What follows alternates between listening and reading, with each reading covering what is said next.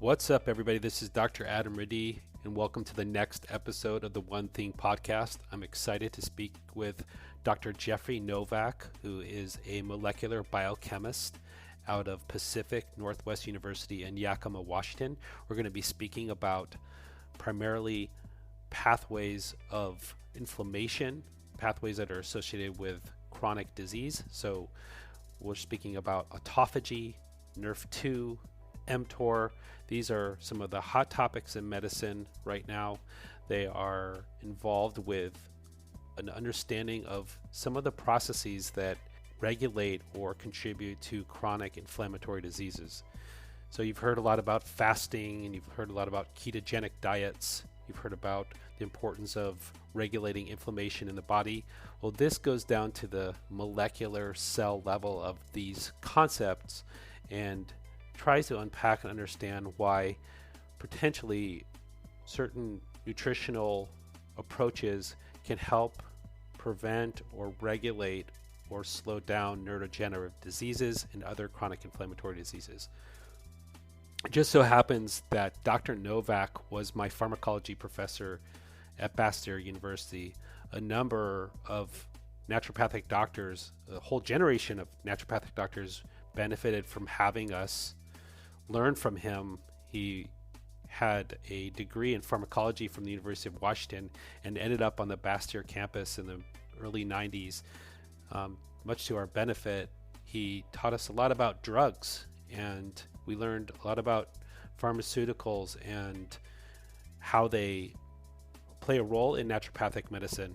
And also, he taught us a lot about the mechanisms of plants and phytochemicals and how they can influence a number of pathways that can regulate disease. And so he was a true gem in our education. Now he's out at helping DO students at Pacific Northwest University learn. In this episode, we go into a lot of different aspects. We probably could have done a whole seminar on these topics, but I hope this at least gives some intro. I write a lot about these topics and will continue to blog about them, but today we're going to be discussing autophagy, NRF2, MTOR. Listen in. I hope you enjoy it. From a naturopathic perspective, we go into the phytochemical aspects of plants, meaning when you go to the molecular level of certain fruits, vegetables, nuts, and seeds, what are some of the ingredients of those plants that may help prevent disease? I hope you enjoy it. Thank you so much for tuning in. Okay, well, Dr. Novack, it's great to reconnect with you. Welcome to One Thing podcast. Thanks for being here. Thanks for having me. Yeah, I think the last time I saw you before I graduated was potentially on the basketball court at Bastyr, which was a great diversion from our intense studies to go down there and catch an elbow or something from you, and then go back up and get into Zen mode on the Bastyr campus. Hope I imparted more than just an elbow. Yeah, you're really good with. I remember you were really good at passing the ball and going in and getting some really key rebounds. We used to play with a good group of people, Dr. Pizzorno, the founder of Bastyr, and then one of our great longtime clinical professors and didactic professors, Dr. Conroy. Yep. It was good times. Definitely, I think that pulled me through medical school and in a lot of ways. So, well, we've been catching up a little bit before the episode started, and I was sharing with you that I've been researching a lot just for my patients and for my own health, these concepts of autophagy and what that means for health. And this has been a big area of study. I think really became well known around 2016, got a lot of publicity. Maybe we could just kind of start off with like what brought you to the interest of autophagy. And before I say that, I just want to say that you were one of the first people that I ever learned about how plants interact with the immune system from a mechanistic basis. And so I know you've been interested in natural products interacting with the immune system for a long time, but specifically what launched you into the field of autophagy, MTOR, NRF2, and maybe we can start with that. Well, interestingly, when I first learned about autophagy, it was in school, and autophagy simply means autophagy or self-eating. And that was all we knew about the pathway at the time, was that when cells are starved, they have a self-preservation mechanism whereby they start to reuse or recycle their components. For instance, they take their own proteins and break them down into amino acids. So old and misfolded proteins can be tagged, labeled, broken down into amino acids and made into new proteins when there's an energy deficiency. So that was about all I knew about autophagy at the time, but it turns out it's a lot more important. And what happened to me was a colleague of mine asked me to write a paper 2 or 3 years ago on the drug rapamycin. And I used to work on the drug rapamycin, so that's how my connection came to this. And rapamycin has an effect on autophagy. And when I started to write this paper on rapamycin and autophagy, what happened was that I ended up writing a different paper, which was I proposed a unified theory for neurodegenerative disease, which autophagy played a major role in. Right. And so if you could talk a little bit further about the autophagy as far as when it's functioning in a health state and maybe compare it to when it's not well functioning. Well, let me start with the kind of scientific story here a little bit, which is the drug rapamycin actually started a lot of this whole autophagy research and interest.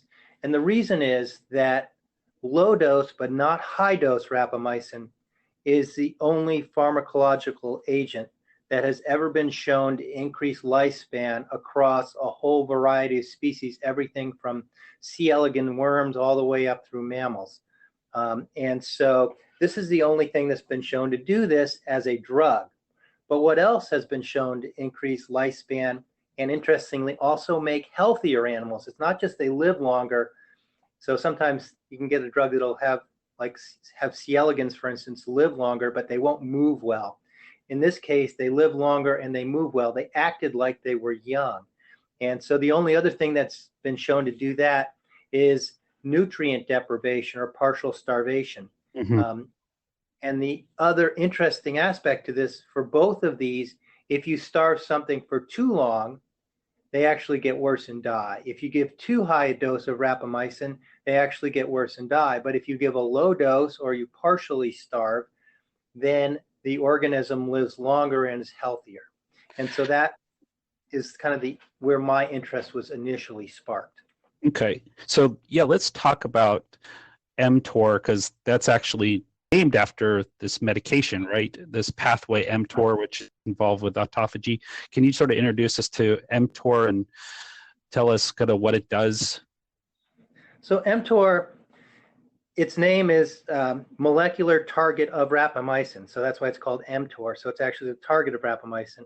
And it's a critical enzyme in a pathway for this. And so rapamycin is an inhibitor of mTOR, and inhibition of mTOR allows for the autophagy pathway to be turned on. So mTOR itself is an inhibitor of autophagy. So if you inhibit mTOR, you're now turning on autophagy. And it turns out that autophagy is a very complicated process, and there's not just one autophagy, there are a number of autophagies. But the bottom line is that at least for rapamycin, by inhibiting this mTOR pathway, it turns on autophagy. And the other piece here to keep in mind is that this pathway is also turned on by low energy, by nutrient deprivation, by partial fasting. So the things that turn on autophagy are low insulin, high NAD+, low ATP compared to high AMP. This turns on a kinase called AMP kinase, which is turned on and activated when energy levels are low.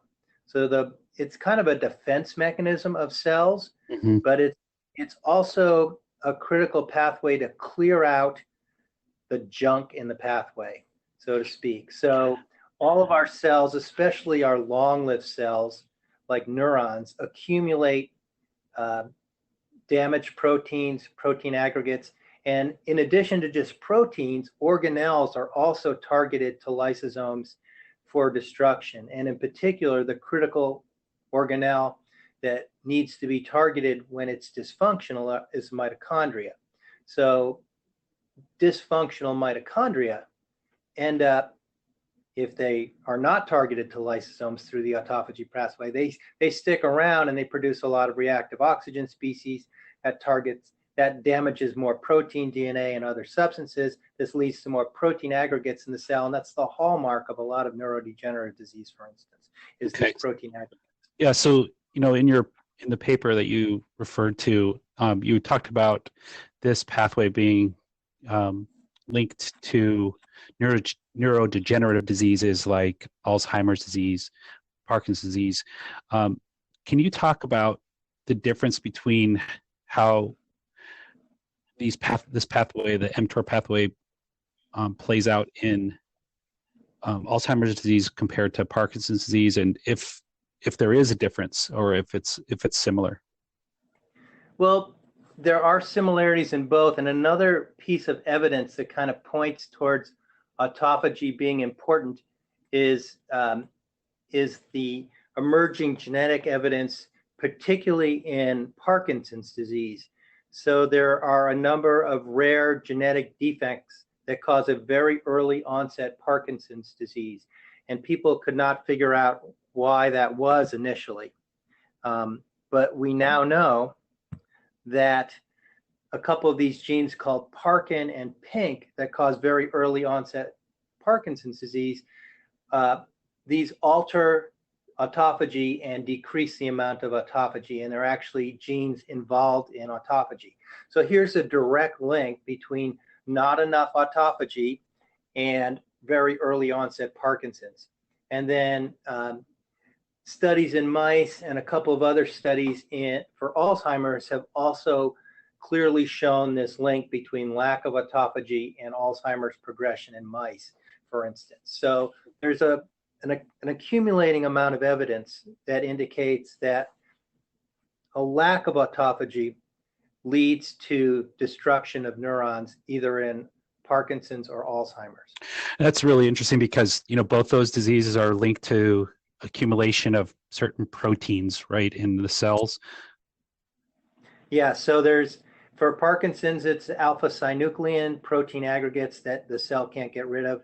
And in Alzheimer's disease, in addition to the A beta that accumulates on the outside, there's also an accumulation of tau, hyperphosphorylated tau on the inside of the cells. So for both those diseases, there's an accumulation of protein that the cell doesn't get rid of.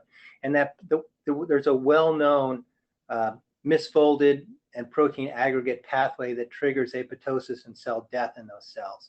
So those neurons will be dying because they can't get rid of the junk inside. I equate it kind of to a hoarder's house, where it becomes so filled with junk that the cell can't get rid of it and can't function appropriately if they're not doing autophagy optimally. Mm-hmm. Okay, and so one of the things I think that throws off people with this subject, and I know I've gone back and forth with various colleagues about mTOR, is that there's a number of situations where we've actually are seeing where stimulating mTOR might be healthful. Can you talk about the difference between inhibition of mTOR versus activation? So the key point here is that you can also, for autophagy in general is that if you have too much autophagy, the cell's going to go through and kill itself. It's going to chew everything up. So there's an optimal amount of autophagy. And mTOR is a key regulatory point. And partial inhibition of this mTOR pathway, either by low-dose drugs, so that's rapamycin, or by a large number of, and I've actually done the research and I have charts on this, a large number of foods have specific constituents that can inhibit autophagy. And we think that low doses of these whole food constituents are just as useful as a low-dose rapamycin drug. That is, short periods of pulses of inhibition of mTOR all the time are going to stimulate autophagy partially, because you don't want to stimulate too much. And that's the interesting thing about the autophagy pathway, but also a number of other pathways that I've been looking at recently, which is that when you put in a drug to completely turn on or turn off the critical pathway, you get deleterious results. But if you put in short half-life foods, you enhance that pathway optimally. Mm-hmm. It's interesting because I'm reading a book by Dr. Neil Nathan right now, who wrote this book called Toxic. He's a MD who's ventured into chronic illness, and he talks about this concept that you're alluding to is having both a winter state in the body and a summer state. So you need summer would be more of stimulating mTOR, and winter would be more like inhibiting it, and the body actually needs processes to kind of balance the two. Or short pulses of the same thing goes with partial fasting. If you fast too long, then you run into nutrient deficits, the cells start to die on their own. But partial fasting stimulates a lot of these same pathways. Partial fasting inhibits mTOR. Mm-hmm. That's been proven. So is that partial meaning like 13 hours a day, or partial meaning like a 24-hour water fast once a week? What's your take on that? So the studies have mostly been done on shorter fasts, so 1 or 2 day fasts or 16/8 are the studies. The cellular studies are a little different and the animal studies are a little different, but the bottom line is that short fasts push AMPK, and that's going to turn off mTOR, and that's going to turn on autophagy. So the bottom line is that you can do longer fasts. At some point they become deleterious. It's not clear when. And and for these fasts, water is not necessary for the fast. That is, a person can take water the whole time. It's a question of nutrients. And so what determines whether you're going to turn this on? Well, insulin. So as long as you keep insulin low, and then energy state in the cell, so low ATP, high NAD+. And if those critical factors are present, then you turn on autophagy. But not only do you turn on autophagy, you turn on a number of other factors too. You turn on the sirtuin pathway and a couple of other pathways that I've been trying to categorize and look at for a while on another paper that I'll get to later. More longevity pathways, right? Well, they're more. Sirtuin is a longevity pathway. It involves enhancing telomere length in cells, so that's going to increase cell longevity. But sirtuin does more than that, and it turns out that a lot of these pathways interact with one another. So sirtuin can also turn on autophagy, for instance, and autophagy likewise can turn on the sirtuin pathway a little bit.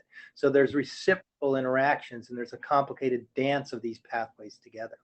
So let's go a little further to NRF2 and how that connects with what we've talked about so far. And maybe just kind of tell our audience what NRF2 is.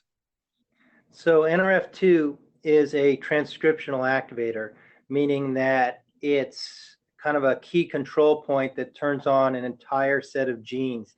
And what's particularly interesting about NRF2, and I've been interested in NRF2 for a while, I've been collecting research articles on NRF2 for the last 5 or 10 years.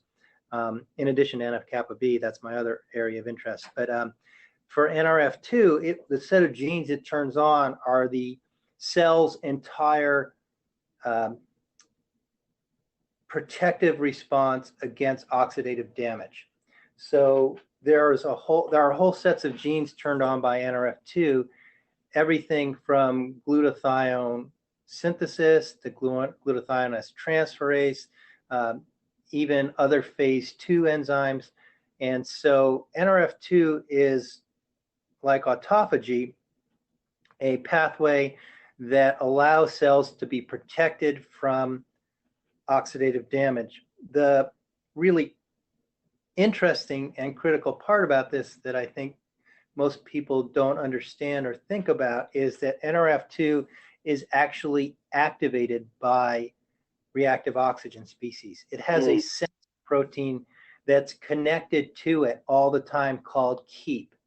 And if KEAP does not physically separate from NRF2, it targets NRF2 for ubiquitination and degradation, which of course is part of the autophagy pathway. So normally under low oxidative stress, NRF2 is not activated. When there's oxidative stress inside the cell, KEAP acts as a sensor. It's got 5 critical cysteine residues on it that can be oxidized. And so when KEAP is oxidized, it separates from NRF2 and allows NRF2 to translocate to the nucleus and turn on this entire set of cell protective pathways. And I think one thing we've been mistaken about antioxidants is that many antioxidants turn out to turn on the NRF2 pathway also. And the antioxidants that don't also turn on NRF2 may not be as or nearly as effective. They may only work outside the cell and not as well inside cells. And so that's a critical piece here. Vitamin E is a classic example of this. Everybody expected when people took more vitamin E that it would be protective for a lot of different diseases and prevent cancer as an antioxidant. However, vitamin E does not activate NRF2. And so in a number of studies, in a prostate cancer study that was pretty large and a couple of other studies, people given vitamin E actually had an increased risk of prostate cancer rather than a decrease. And people could not figure that out for a long time. And the question is why? Vitamin E is one of the strongest antioxidants. It can take a number of resonance states, and it's a really strong antioxidant. But it doesn't activate the antioxidant system inside cells, and that's a critical piece that it's missing. And so I think we've been mistaken a little bit about antioxidants. Antioxidants are important, but many of them are not only antioxidants outside the cell, but also inside the cell, because many of them also activate NRF2. And that's one of the reasons I think that trying to separate out some specific antioxidants out of foods has not been nearly as successful as just eating those whole foods and getting those combination of components that'll turn on NRF2 and have other effects. Right, that makes sense. So, so what happens if like NRF2 is knocked out of the system? Well, so there are NRF2 knockouts, and one other interesting aspect of this too is there are some experimental drugs in a number of systems where you can turn on NRF2, you can activate NRF2 at to really high levels. That again can be somewhat deleterious, and then it turns out that some cancer cells turn on NRF2 as protection against anti-cancer drugs. So there's some key examples here again where you want to turn it on at low amounts, similarly to autophagy, but you don't want to go too high, and that's where foods that have phytochemicals that affect NRF2, and there are many of them, and many of them are also antioxidants. So what's your favorite one? I know there's a bunch like, quercetin and resveratrol and sulforaphane. And I know also some of the mushrooms might be involved, mushroom extracts or constituents. Where do you feel some of the stronger ones are? For NRF2? Yeah, for NRF2, or just some kind of overlap between NRF2 and mTOR.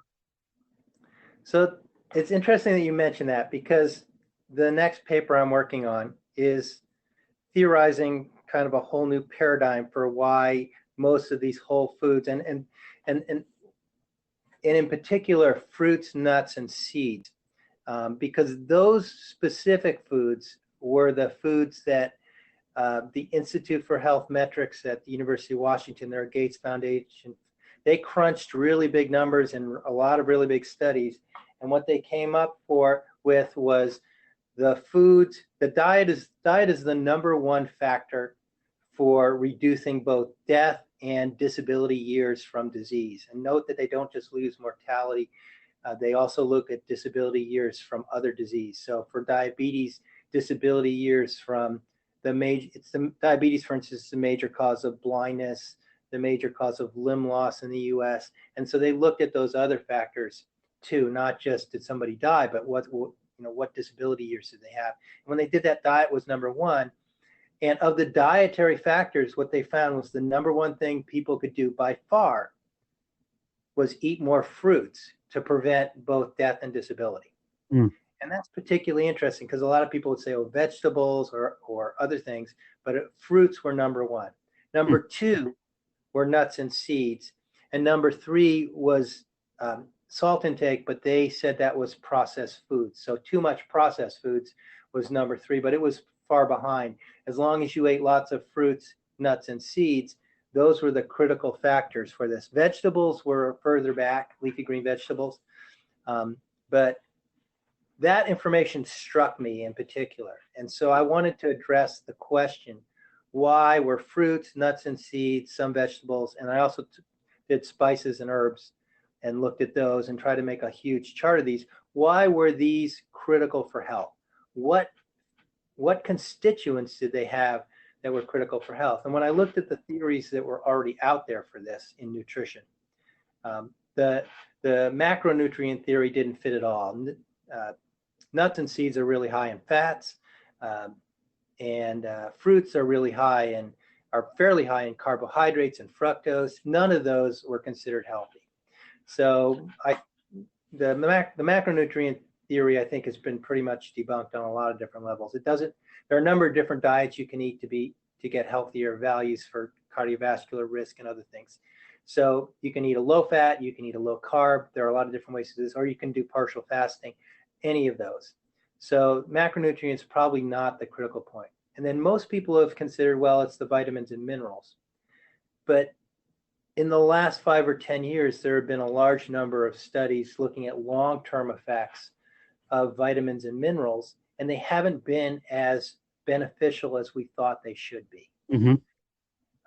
And in fact, there have been a couple meta-analysis now saying that unless somebody has a vitamin deficiency, in general, adding a multivitamin isn't helpful. Now, some people may argue, well, maybe these multivitamins they used weren't the best or whatever, but the bottom line is that in most cases, they haven't gotten the beneficial health effects we would expect that they would, and the same health effects we know they get from eating a diet high in fruits and vegetables and other things.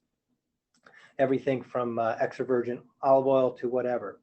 And so I didn't think that the vitamins and minerals could account for that. So the next theory that's most prevalent is it's the phytochemicals that are present in the foods.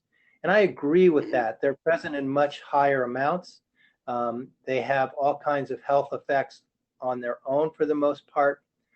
But most people said that it was the phytochemicals acting as antioxidants. Well, I think this NRF2 effect tells us that most of these phytochemicals are not just acting as antioxidants, they're also acting on the NRF2 pathway. So the question I wanted to go ahead. So is this what we would consider like dietary hormesis effect? Yeah, it's actually very similar to hormesis. So I've looked at the hormesis papers, and they typically involve they typically postulate that small stressors lead the body to be more resilient. And I think that's a similar kind of effect here, but I wouldn't say that these phytonutrients are stressors. Instead, what I'm postulating is that these phytochemicals in our fruits, vegetables, nuts, seeds, spices, herbs, at low doses, turn on or activate or inhibit a number of critical pathways in our cells that promote health. Everything from NF-kappa B, which is the critical transcriptional activator for inflammation. So we have too much inflammation a lot of the times. But if you completely turn off NF-kappa B, then the person's susceptible to infections. But low doses of these phytochemicals have an effect to shut off some of the chronic diseases to some extent, to shut off some of the feedback mechanisms for that. Okay, so our bubbies and our grandmas of the future will be saying, eat your fruits and nuts, not eat your vegetables. Well, there are a number of vegetables that are good, that I looked at also that are good. They're just not as high on the list. And it may be because people don't eat as much of them, but the cruciferous vegetables in particular are pretty useful. And so for this paper, I've actually made a chart of almost all the most common fruits, nuts, seeds, spices, botanical plants, some fungals, and also vegetables. So they're all in there. And the question is, when you eat these, can you eat them in combinations that will affect all these pathways at once? Because that gives you more of a synergistic effect. And a lot of these phytochemicals have very short half-lives. So you're giving a short pulse during the day when you're eating these for these pathways, and that may be what you need to optimally enhance health. That's really interesting. So this brings together two really important worlds, which is, sort of what we've always thought would be beneficial from like a plant-based diet, and now this world of watching, calorie intake from a standpoint of in a healthy way. The calorie intake's always been at the forefront of health and disease, but now looking at its health benefits as far as periodic fasts, and now bringing together this aspect of plants, it seems like we're merging two really important worlds. And my takeaway from this is that what you're saying, if I'm hearing you right, is that in a whole food constituent, let's take NRF2 for example, you may be pushing it enough to generate an anti-inflammatory reaction. So it's almost like you need a little bit of a nudge to get the antioxidant effect from NRF2. Well, it's NRF2 on its own is protective inside the cell, but if you have inflammation going on outside the cell, that inflammation can inhibit both autophagy and NRF2. So you have to hit all three of these together at least. And that's what I'm arguing in this paper, is that they're all interconnected. So that one of the problems with the failures in drug therapy for neurodegenerative disease is they're targeting only one of these. So they may target inflammation, but if they haven't targeted also autophagy, the cells are going to die. That's going to produce more protein aggregates that are released. This is going to turn on M1 macrophages. This is going to turn on more inflammation. And this ends up, so you've turned off the inflammation, but now you're turning on more inflammation locally because of the autophagy. So you have to hit these pathways together to get maximal health. And so that's what I'm postulating here, because they all interact. And if you have inflammation, you turn off NRF2, you turn off autophagy, you turn off sirtuin and others. And there's a couple other pathways which I haven't mentioned, which are more metabolic pathways, and these are the PPAR pathways. And it turns out there's a lot of research out there that constituents in foods affect a number of these pathways. So I've actually, in this paper, putting together charts on all the foods and which pathways they affect. Well, I look forward to that. When does that come out? And that's in preparation. So hopefully I'm going to finish it this summer. Great. The other key here is, and I think you mentioned this, the synergy of partial fasting with eating a whole food diet. If you do both of them together, partial fasting on its own is going to stimulate some of these pathways. And I think it enhances the effect that you see when you eat a whole food diet. So if you do some partial fasting and keep insulin low, and also do a whole food diet here, you're hitting these pathways in a number of different ways, and you should get more of a synergistic effect. Yeah, I mean, I think that's the premise of like the fasting mimicking diet right now. That's starting to, get out there into clinical settings, which is, essentially like a plant-based diet that's has elements of caloric restriction in it, and to do this periodically, like quarterly, for 1 week is sort of the kind of general thing of the fasting mimicking diet. Have you followed that much? I follow that some, but so I'm a molecular and pathway person, so I think it gives us good results, but I'm still, for me, I want to see what molecular pathways are involved. So Yeah. we can't do well in humans, but So what would you want, just sort of a take-home message? What would you want like clinicians to do with this information that you're diving into? well, the chart in this paper is going to be, I think, extremely helpful for anybody who's a dietitian or in nutrition or trying to clinically use nutrition, because it documents which foods affect which pathways. So you can combine foods in a way that'll do this. And there are some foods, so there's something called superfoods, which I've always hated that, because the definition of that is not really, in my mind, robust at all. So a superfood is anything somebody wants to call something that has some beneficial health effects. But to me, a real superfood is a food that has, in addition to all these beneficial health effects, affects each of these critical pathways in cells, and therefore should give the most beneficial effect. Mm-hmm. So it's more taking the research and implementing it in dietary and nutrition recommendations, and sort of using it in potentially preventative health settings, also chronic inflammatory diseases. For any of those, I think for the clinician, the idea is that you can combine partial fasting, you can combine a whole foods diet, and you can use these two together a little more specifically and clinically to promote health in general. And so you should be able to look at somebody's cardiovascular outputs. So if you look at various tests, you should be able to look at their cholesterol level. You should be able to look at their CRP level. You should be able to look at a whole bunch of other, and their blood pressure, and a whole bunch of other readouts that are basically readouts on health. And parameters should change in a positive direction if you kind of apply these principles. Mm-hmm. Well, great. Well, you've told us a little bit about your latest research. Is there anything else you'd like to kind of tell us so we can follow your work? I know you're up to really interesting projects. Is there anything else that you'd like to share with us? Well, I'm busy teaching most of the time, but this nutrition project is a big one, and so I'm hoping to get that out and published this summer sometime. So it should be submitted.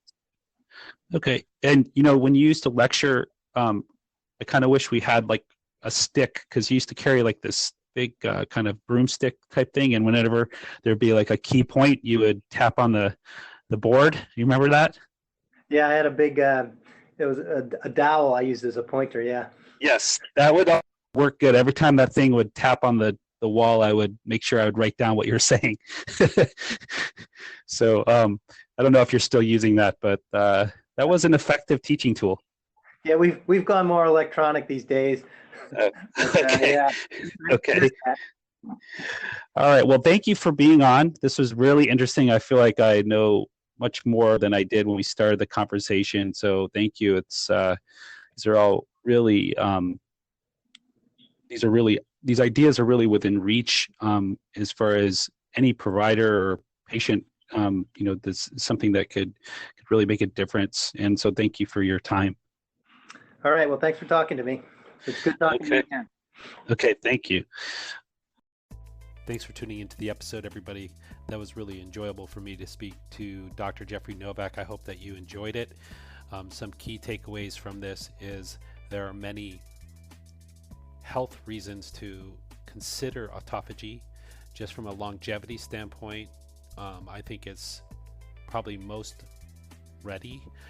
In the disease state, we're still working on learning on how to use it from a standpoint of how much autophagy to push versus how little. And I think one of the things that was really helpful from this episode is to understand that from an inflammation standpoint, we need to be thinking about inflammation outside the cell and inflammation inside the cell. This was eye-opening for me because we hear all the time that inflammation disrupts so many processes in the body, but if we don't have strategies to consider how to reduce inflammation outside of the cell and as well as inside the cell, then we might be missing the boat. So one of the things he mentioned is that food in its whole form may be able to provide phytonutrients that can trigger changes within a cell, but also they may have properties that control inflammation outside of the cell. So in a whole food structure, we probably are doing our body the best. So it's important to learn with, to understand and utilize nutrient phytochemicals such as quercetin and other nutrients that we commonly prescribe. However, important to realize that without a healthy diet that's rich in whole foods, then we might be missing some of the anti-inflammatory components that would have been provided from the food. Supplementation alone is probably not enough to counter disease processes. So that was one of my main takeaways from today. I hope you are enjoying the episodes. Please tune in next time to the One Thing podcast.